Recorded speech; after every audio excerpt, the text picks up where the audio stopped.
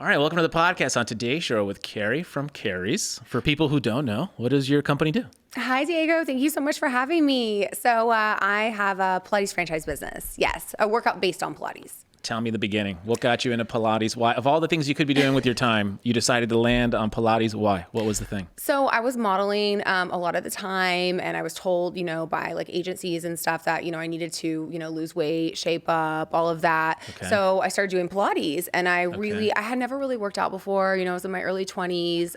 I fell in love with the workout. It literally changed my body, changed my mind. I love the whole mental health aspect on working out too, and what it did for me mentally.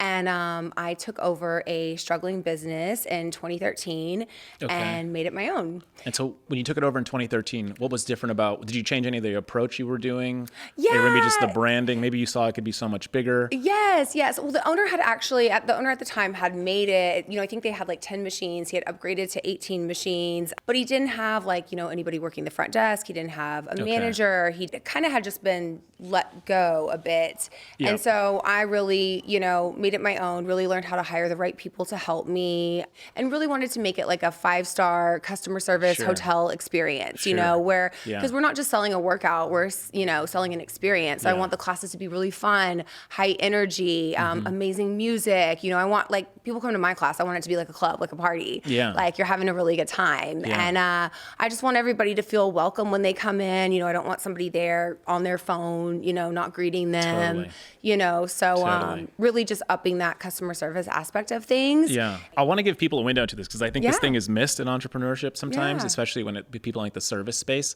Yeah. I have a friend who just opened up a nail salon. And so when I went, she's like, oh, you got to come. So I went and it's they give you a Biotin gummy. Yeah. And a bottle of water. Yeah. And then a little checklist of what you'd like to get done that day. Yes. And so I asked her, as someone who's never done that, I was like, is this normal?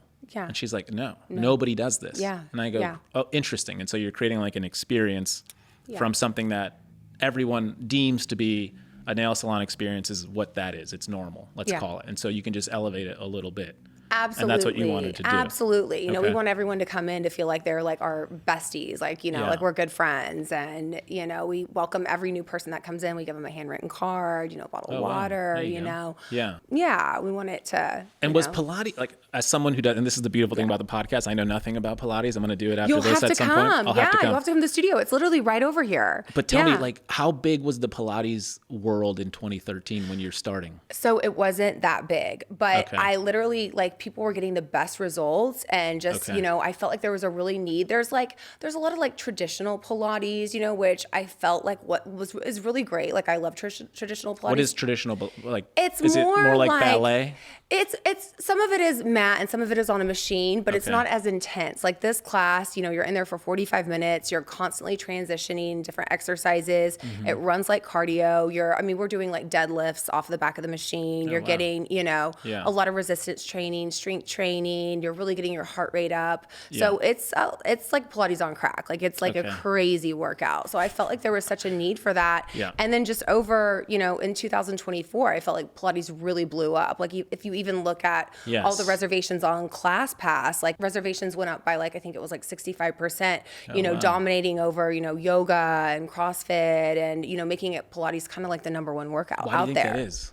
What do you think happened? I just think it's just a game changer. It's just, I don't know what it is. I don't know if it's with celebrity trends or I think maybe it's just really, really blown up. And how come men don't do Pilates? Why is we actually have debunking? More and more men coming. Okay. I will say, mainly women, but we have a lot of men that, I've trained a lot of professional athletes. A lot of guys will come in with their girlfriend. It's so cute. And then they're like, I want to try this. Yeah, Pilates. It's going to be so easy. And then they can barely do it. You're going there to correct their form and they're about to fall off. Or you're like, hey, let me take this spring off for you. And they're like, no, I can do it. I can do this weight. And I'm like, oh, I don't know. Your form, your back might go out, but it is hilarious. And then they're drenched in sweat. And how many locations do you have today? So we have my founding one, the flagship studio here in West Hollywood. That's been there since 2013. Yep. I have one in Orange County, South Orange County, kind of in the Saddleback, Ladura Ranch area. We have 2 in Dallas. We're about to open 2 more in Dallas. Okay. And then we have 1 in Toronto.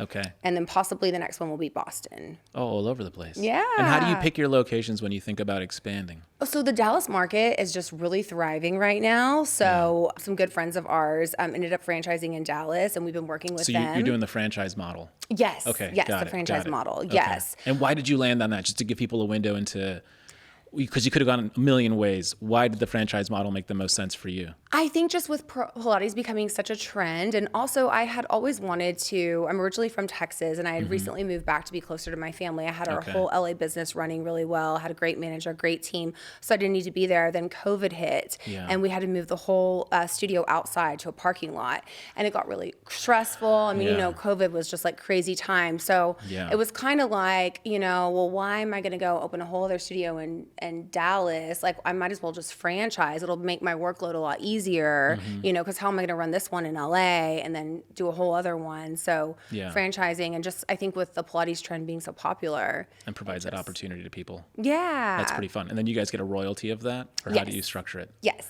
Okay. And you provide all the equipment, or is that on the owner? Yes, we provide all the equipment. Yes. So so I created my own transformer Pilates machine. It's called the Transformer. Yeah, tell us. Because what are they normally called? The Reformer? Yeah, they're called Reformers. Okay. They have different type of Reformers. Like your traditional Reformer is like kind of like a wooden, kind of like a small wooden thing. And mine is big, but they're not like the big bulky ones. And we have them to where they can fold and actually prop up. So for a studio owner, if you want to like maximize your space, you know, Pilates machines are really heavy.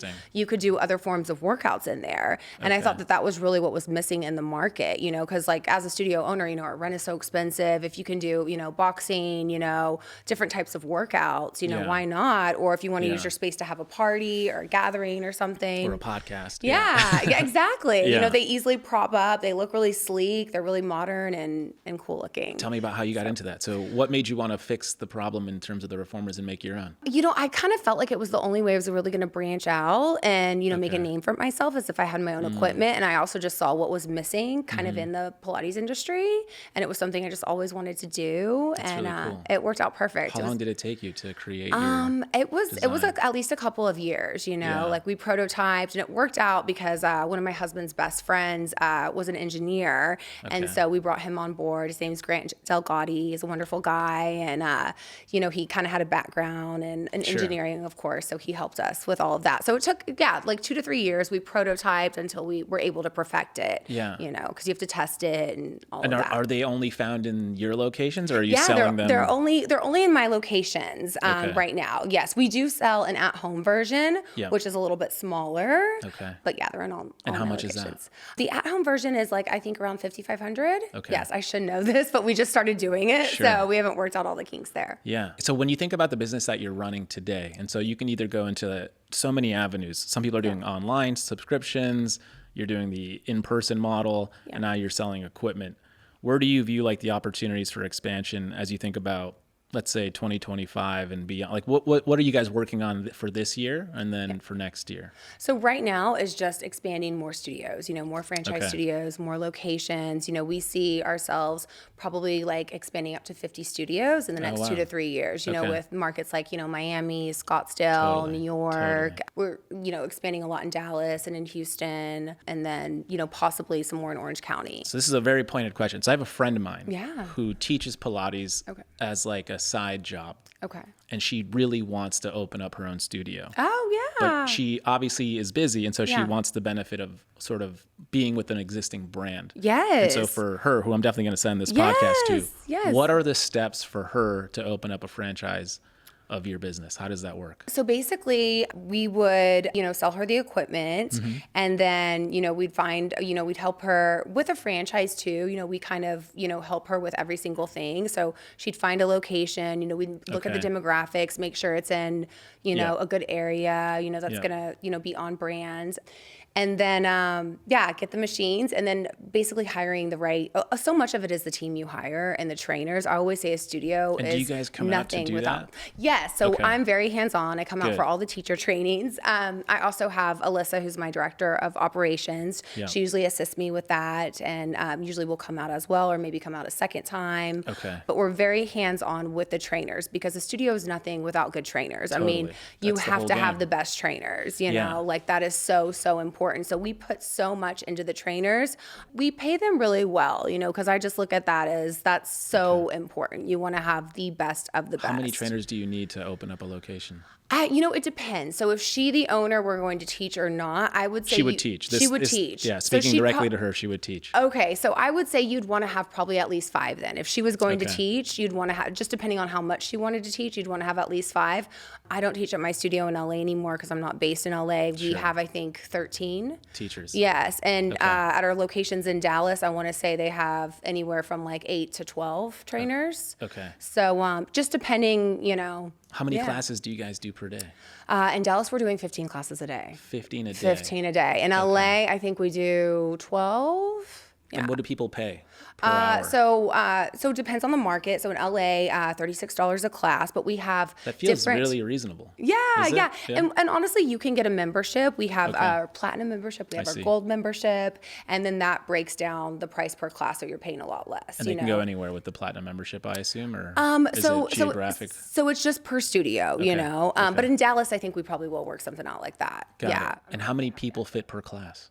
So 18 in a class. 18 in a class, $36. Yeah, 36 people. And it's really fun, the big class vibe, you know, really high energy, great music. We're really big on hands-on, correcting your form. Yeah. But it's super, super fun. Like, Nick and I talk about going to Pilates kind of a lot. Yeah. We're definitely going to do it. So after this, like, send me your email and stuff. I'll set y'all up with an account. And then y'all, This is the worst part about having a podcast is like this happens and then we have to go and we're like, oh yeah, I'm going to follow up. And then we're like, why did we do this? Yeah. We're so sore the next day. Tony, your husband, is in the room. He's a trainer also. It was so funny because when we were dating, we've been married for almost 4 years now. When we were dating, you know, I met him in Texas. He's based in Texas. And I was in LA. It was like right around COVID times. And he was like, I'm going to come see you in LA. And I was like, I'm working the whole time. I'm like, if you want to see me, you know, come to my class. So the class I was teaching was a 90-minute booty burn boot camp class. And so he came and actually did the whole thing. I was like really, really shocked. Oh my God. That's a good story. Yeah. You saw him in action and you were like, all right, I can take a chance on him. Okay, he can hang. Yeah. How do you go about getting people to like either apply to become a franchise owner, or is that like, is the market so hot that people are coming to you every day and that's why you guys decided to start this option? Yes. Okay. So the market is super hot. So we get, you know, but I will say we are pretty selective because, you know, you're going to be doing business with someone, you're going to be close with them. We help you every step of the way. So, you know, we want to make sure it's, you know, a good fit, you know. And what are the costs for the, like to start up a location? So not going to lie, it is, you know, anywhere from like 200 to 400K. Yeah. This person I was telling you about, when she looked into it, she said it was about 400 seemed to be the number. Yeah. Obviously, depending on a few factors, but it seemed to be like 300,000 to 400,000. Yeah. Yes. Okay. Yes. Is that cost prohibitive? It doesn't seem like it. I mean.